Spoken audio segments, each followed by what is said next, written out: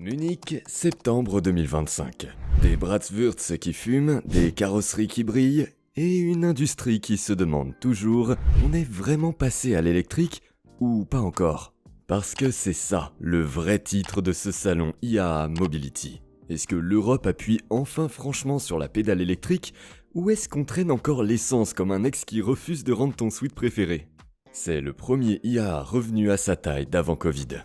Les stands sont blindés, les marques sont en ordre de bataille, BMW, Mercedes, Volkswagen, Stellantis, Renault. Et chacune essaye de répondre à la même question gênante à sa manière. Commençons par Volkswagen. Plutôt que de choisir une voie, ils ont pris l'autoroute à deux bandes.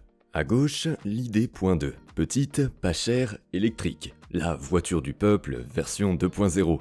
Volkswagen jure que c'est celle qui va enfin rendre la voiture électrique aussi banale qu'une Clio sur le périph'. À droite, le tout nouveau T-Roc. Pas vraiment thermique, pas vraiment électrique. Un SUV hybride complet avec un 1,5 litre essence et un moteur électrique qui permet de glisser en silence dans les centres-villes jusqu'au moment où tu appuies un peu trop et là c'est sprint façon Tour de France. Problème, il n'arrivera en concession qu'à l'été 2026.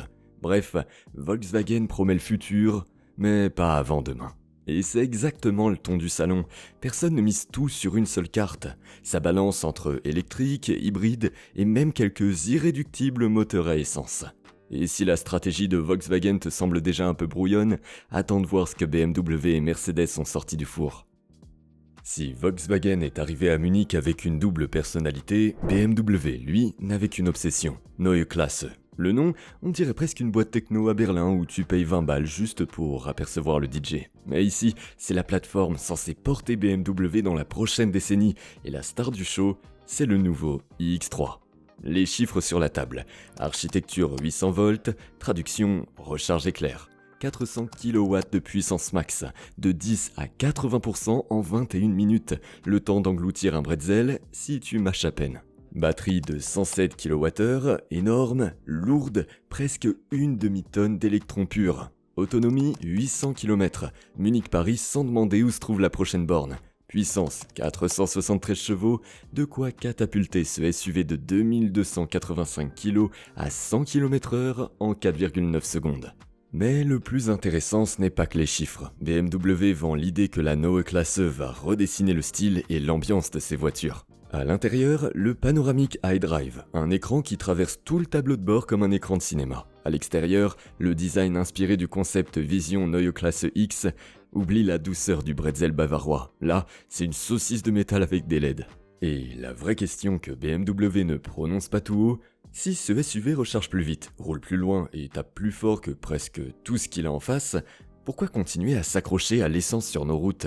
C'est la question qui flotte au-dessus de Munich comme un nuage de pluie têtue. Et la réponse de BMW semble solide. Jusqu'à ce que Mercedes débarque avec non pas une, mais deux voitures, prêtes à attaquer les deux camps en même temps. Juste au moment où BMW pensait avoir volé la vedette, Mercedes débarque, comme l'élève qui révise deux partiels en même temps. Parce qu'à Munich, Mercedes ne choisit pas de camp. D'un côté, le luxe électrique, de l'autre, le tonnerre du V8. Côté électrique d'abord, le nouveau GLC électrique, successeur de l'EQC, fait son entrée. Et Mercedes insiste, ce n'est pas un simple SUV familial qui chuchote. Batterie 95 kWh, deux versions, propulsion avec 335 chevaux ou 4 roues motrices avec 482 chevaux, autonomie jusqu'à 700 km si tu roules léger, plutôt 650 si tu t'amuses un peu. Et oui, la calandre s'illumine maintenant. Apparemment, ta voiture a droit à sa routine beauté elle aussi. Mais Mercedes n'en reste pas là. Voici le VLE, un van électrique de luxe. Imagine, les enfants regardent leurs dessins animés à l'avant pendant que le chauffeur consulte la bourse à l'arrière. Pause terminée, retour plein gaz. Parce que même si l'autonomie fait rêver les foules, Mercedes a sorti un monstre de piste, l'AMG GT Track Sport. Un V8 pensé uniquement pour le chrono. Oublie le confort, oublie les porte-gobelets. Ce truc vient avec un abonnement direct pour tes muscles cervicaux. Et puis le séisme, l'AMG GT XX. Même esprit AMG, mais 100% électrique. 4 moteurs, puissance brute, 0 compromis. Mercedes a clairement dit « L'autonomie, on s'en fout, on a construit ça pour faire fondre du pneu ». Alors, c'est quoi la stratégie? BMW mise tout sur Neue Klasse. Mercedes, lui, joue sur deux tableaux. Une scène dit futur, l'autre rugit, on aime encore le bruit. Ce n'est pas de la confusion, c'est de la chorégraphie. Mercedes danse entre décibels et kilowatts.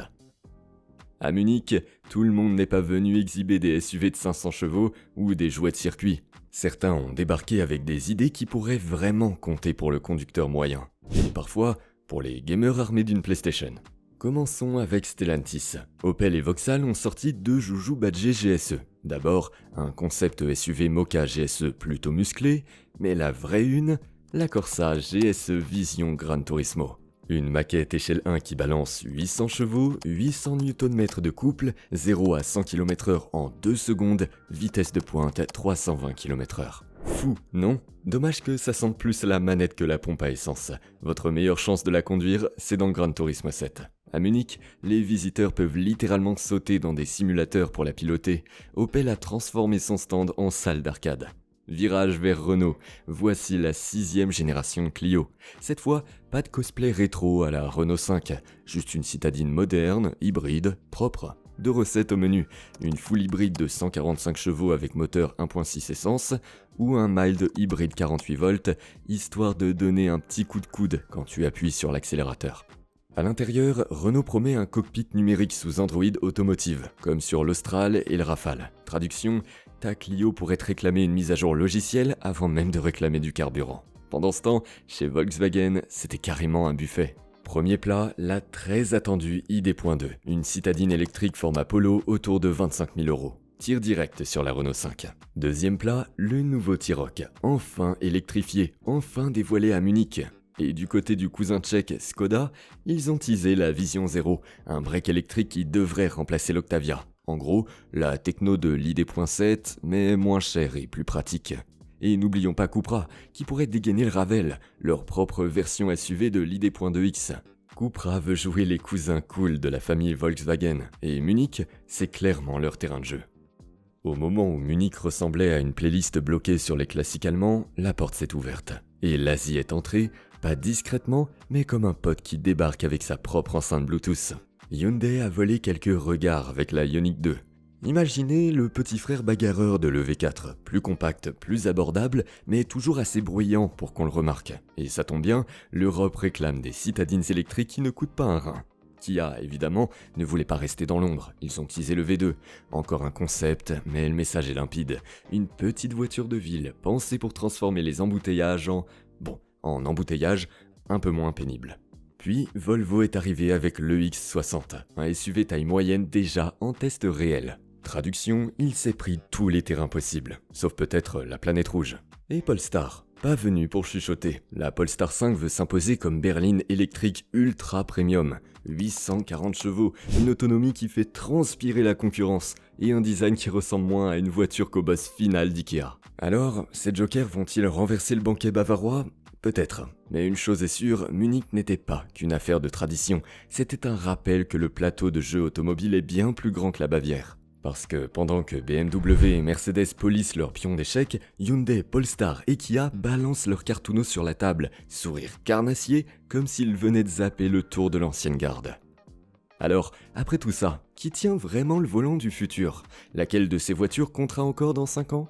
Dis-moi ce que tu en penses dans les commentaires, mets ton pouce bleu si la vidéo t'a plu et abonne-toi pour ne pas rater la suite. Parce que crois-moi, Munich, c'était juste l'échauffement. Ce qui arrive sur cette chaîne va faire passer ce salon pour la bande-annonce avant le vrai film. Merci d'avoir regardé et on se retrouve très vite.